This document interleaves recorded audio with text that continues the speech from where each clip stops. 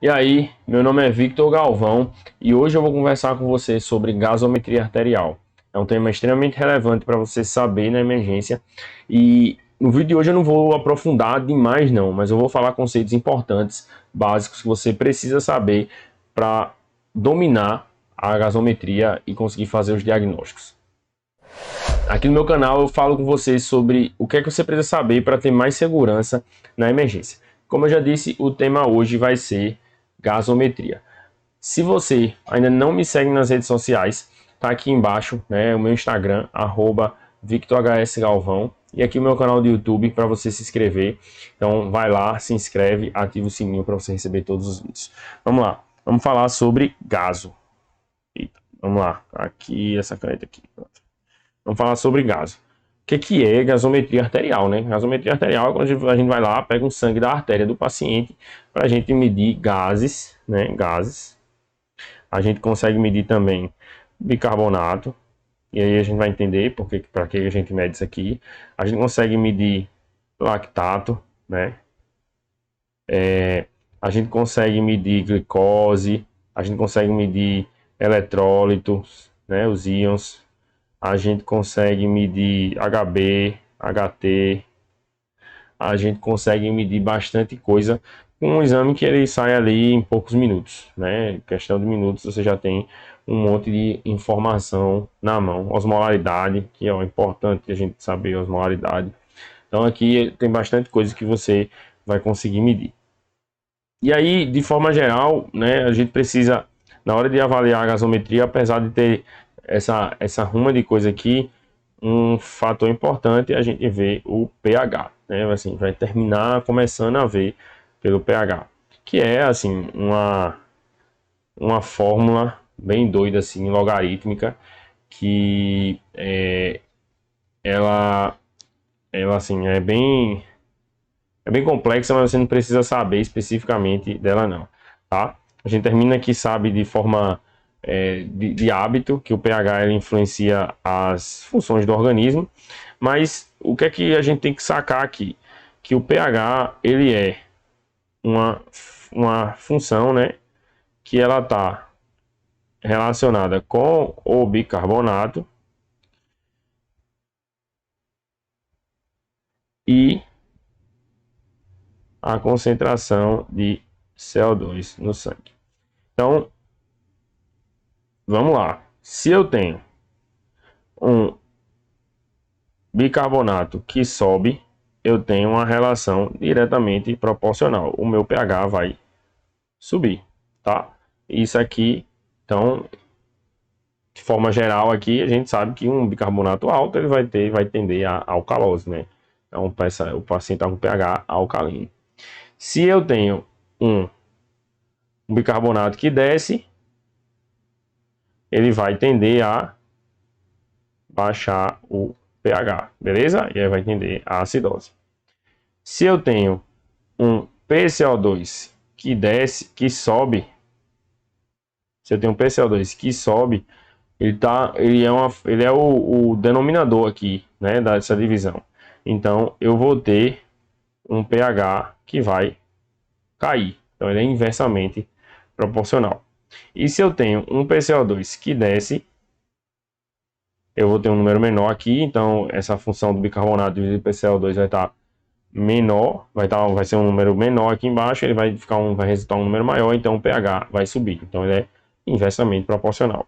Beleza? Então aqui, ó, conceitos básicos para você começar a sacar, né, o que é que você está vendo ali quando você vê o pH para cima, para baixo, o que é que tem a ver com bicarbonato, PCO2. Então, o que é que isso quer dizer?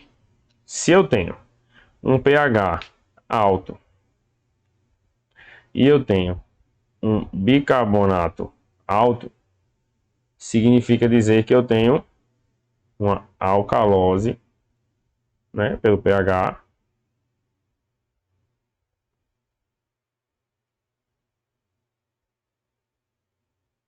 uma alcalose metabólica, certo? Porque tem a ver com o metabolismo, né, aqui a parte do bicarbonato. Se eu tenho um pH baixo com bicarbonato também baixo, eu tenho uma acidose metabólica.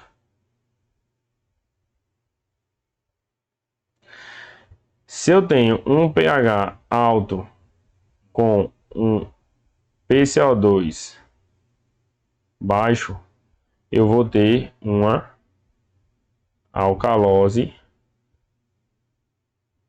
respiratória. E se eu tenho um pH baixo, um PCO2 alto, eu tenho uma acidose respiratória. Beleza? Então, esses aqui são os termos que a gente vai usar. Mas aqui, ó, por que respiratório, né? Isso aqui, quem regula os gases é o pulmão, né? Pulmão. Então, é isso aqui que o paciente vai tentar compensar, né? De certa forma. Então, por isso que aquele paciente que está infectado, séptico, ele tende a ficar taquipneico. Porque existe uma demanda metabólica, ele começa a produzir ácido, então ele vai começar a ficar com sangue mais ácido, e aí na tentativa de compensar, o organismo dele começa a fazer taquipneia para ele poder botar CO2 para fora e aí tentar compensar essa alteração. E aqui a gente tem regulação do bicarbonato principalmente no rim do paciente. Então, por isso também a gente vai chamar de metabólica. Mas aí, ficar atento que não é só o rim que influencia aqui não, né? Muito é no rim, né? Se perde bicarbonato, se retém bicarbonato, né? Tem muito aqui. Mas às vezes a gente tem excesso de H+, às vezes a gente tem um ácido, né? Um outro ácido, um ácido orgânico, ou a gente tem uma intoxicação. Então, tem vários fatores aqui que podem alterar o pH, né, de forma metabólica. Beleza? Então, isso aqui é uma das primeiras coisas que a gente vai olhar. Então, a partir do momento que pegou um agaso, a gente vai procurar olhar o pH e vai tentar entender. Essa acidose, ela é uma acidose, é uma alcalose, ela é metabólica ou respiratória. Então, às vezes vai estar um negócio meio misturado, então você precisa ver ali, de acordo com o quadro clínico do paciente e a alteração gasométrica, do que é que se trata, se é uma alteração mais metabólica ou se é uma alteração mais respiratória, porque isso vai definir aí o que você vai fazer para tratar. Um quadro metabólico, não adianta você mexer na ventilação do paciente, ou você colocar um tubo para poder ventilar, enfim, você às vezes precisa, mas não necessariamente por causa de alteração gasométrica. Né? E aí, se for uma alteração metabólica, né, você precisa agir na parte metabólica descompensada. Se for uma respiratória, você precisa agir na parte respiratória. Beleza? Então, assim, primeiro passo para a gente entender a gasometria.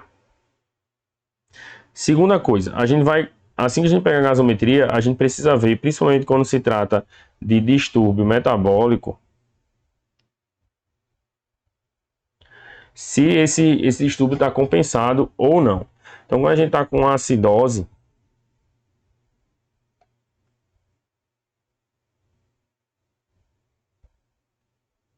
quando o paciente tem uma acidose metabólica, tá? Importante destacar que é uma acidose metabólica, você precisa ver se isso está compensado. E aí, como é que você vai saber se o quadro clínico do paciente está compensado? Você vai ver a questão da parte do PCO2, né? PCO2. O PCO2 esperado para o paciente com acidose metabólica, ele é 1,5 vezes o bicarbonato mais 8. E aí com a margem de erro de 2, né? Mais ou menos 2. Beleza? Então você espera que ele tenha um PCO2 nesse valor. Por quê? O paciente vamos lá, o paciente com acidose metabólica, o que é que ele vai ter? Ele vai ter um bicarbonato baixo. Ele tem um bicarbonato mais baixo. Então, na tentativa, né, de compensar o bicarbonato mais baixo, o paciente ele vai tender a colocar CO2 para fora. Vamos lá, aqui ó. O bicarbonato desce, para equilibrar é preciso subir aqui o PCO2, tá? Não é preciso baixar o CO2, confundi aqui. É preciso baixar o CO2. Então ele vai tentar baixar o CO2. Então o paciente com bicarbonato baixo, ele vai tender a baixar também a PCO2. Por quê? Porque o PCO2 aqui, ó, o CO2, ele atua como um ácido no organismo. Beleza? Se o bicarbonato é uma base, o CO2 é um ácido. Então, se ele está com pouca base, o paciente está com pouca base no sangue, ele vai tentar também ter pouco ácido. Então, o paciente ele tende a tentar botar CO2 para fora, e aí é o paciente que vai fazer taquipneia. Se não tiver compensado, e aí? Você fez a continha e deu diferente, o PCO2 está mais baixo, está mais alto. Então, é o que a gente vai chamar de um distúrbio misto, né? Então, o paciente que tem a acidose metabólica mais uma alcalose, uma acidose respiratória. E aí isso aí vai levar, né, vai mostrar, vai impactar também no resultado do pH do paciente. Quando eu estou aí diante de um paciente com alcalose metabólica, tá? Frisando que essas continhas aqui, elas são só para os distúrbios metabólicos. Aí você vai ter um PCO2 estimado do bicarbonato mais 15. Beleza? E aqui a margem de mais ou menos 2 também. Então, é a mesma lógica. Se eu tenho uma alcalose, o que é que eu tenho no alcalose? Eu tenho um bicarbonato alto. E aí, isso vai fazer com que eu tente reter um pouco mais de ácido, né? Porque isso aqui é base e isso aqui é ácido. Então, meu organismo vai tentar reter um pouquinho mais. Então, é isso aí que a gente vai fazer e ver se se ficou equilibrado, né? Se o tanto de CO2 que ele está retendo conseguiu equilibrar, está sendo o fator que está equilibrando o pH do sangue do paciente. Beleza? Assim, a priori, é isso aí que você precisa sacar. Você entender mais ou menos o que é essa questão dos distúrbios, né? O que é alcalose, o que é acidose, o que é metabólico, o que é respiratório. E aí ter uma ideia se está compensado ou não. As causas, existem aí diversas, né? Diversas causas. Vamos falar um pouquinho da respiratória, que é um pouquinho mais curto, depois a gente vai para as causas metabólicas. Então vamos lá. Vou só citar, né? E terminar que não vou aprofundar muito aqui, senão o vídeo vai ficar muito extenso. Então aqui, ó, respiratório. O que é que regula o CO2, né? É a frequência respiratória. Então o paciente que ele vai fazer uma taquipneia, ele vai tender a baixar o PCO2. Então, o paciente que vai fazer, por exemplo, pode fazer alcalose. O paciente pode fazer alcalose respiratória. Ou o paciente que está bradipneico. Então, ele vai reter mais CO2, né? Porque ele precisa de drive, precisa de volume corrente, né? Para poder diminuir a quantidade de CO2 e até modificar o CO2, né? Deixar estável. Aí o paciente vai fazer a acidose. Então, o paciente que ele retém CO2. De forma geral, né? Os distúrbios respiratórios, eles estão vai ser relacionado mais ao drive do paciente, ao drive respiratório. E aqui vamos lá falar sobre os distúrbios metabólicos. Aqui, como eu disse, eu vou ser breve, né? Eu vou citar mais do que explicar no detalhe, beleza?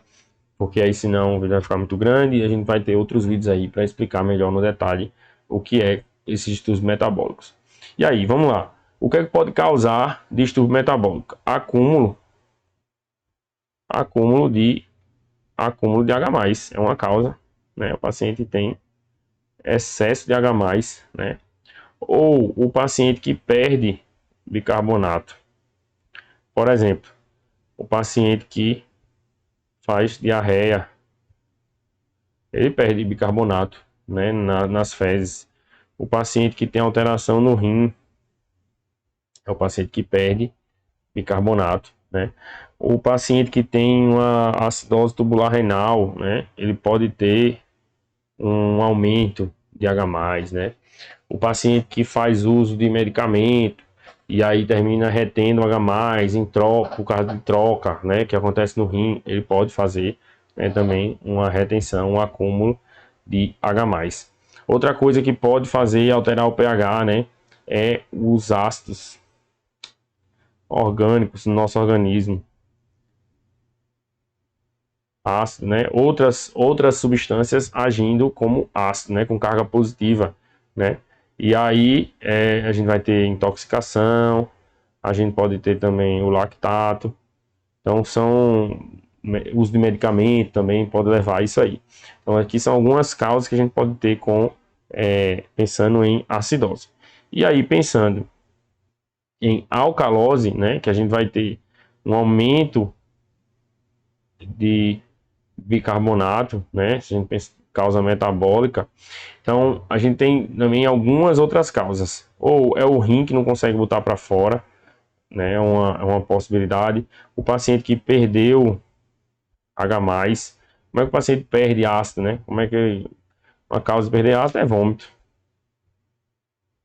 Vômito, né? Medicamento que pode parar de tamponar H+ no rim, então ele vai começar a perder também, vai terminar retendo, né?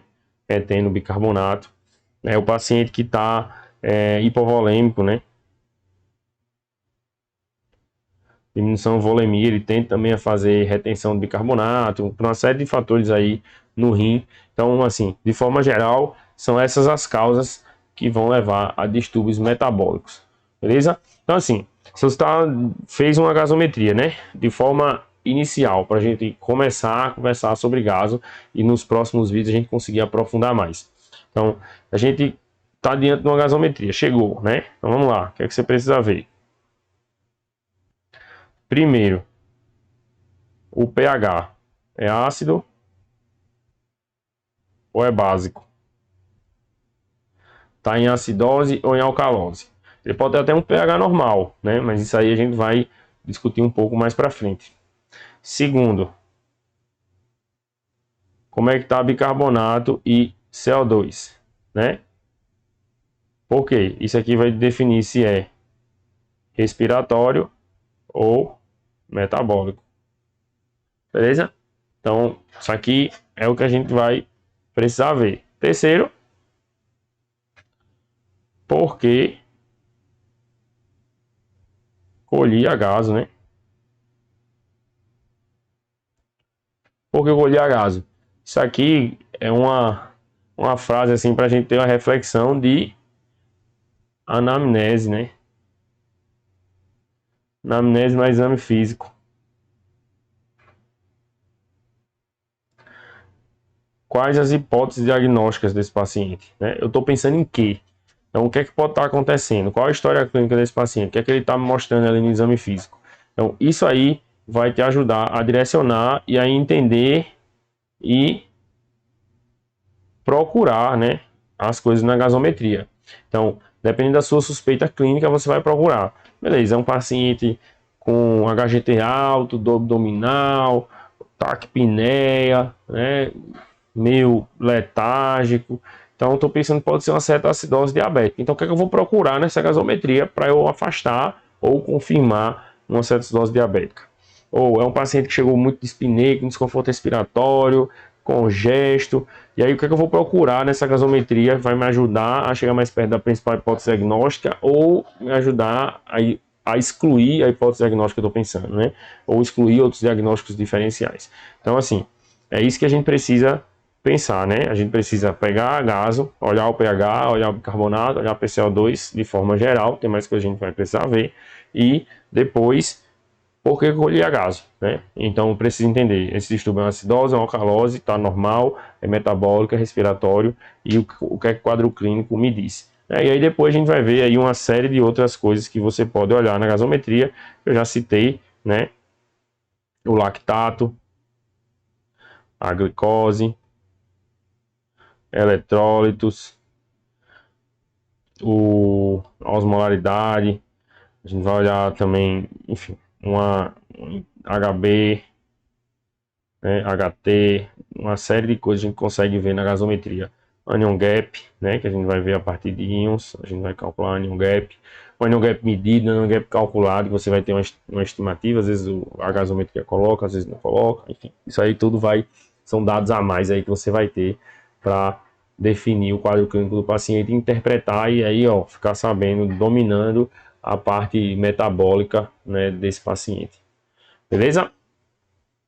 Bom, era isso aí que eu queria conversar com vocês para a gente introduzir a conversa sobre gasometria arterial, né? Mais uma vez, se você ainda não me segue nas minhas redes sociais, vai lá no @VictorHSGalvão e me segue lá no Instagram e aqui no canal do YouTube também, né? Mesmo @VictorHSGalvão, aqui no Victor Galvão, Palesmed. Você pode me seguir, ativar o sininho, né? Se inscreve, né? Ativa o sininho para poder receber notificação aí de todos os vídeos que eu vou estar postando. Beleza? Então, espero que eu tenha ajudado, né, para a gente começar a discutir sobre gasometria e até a próxima.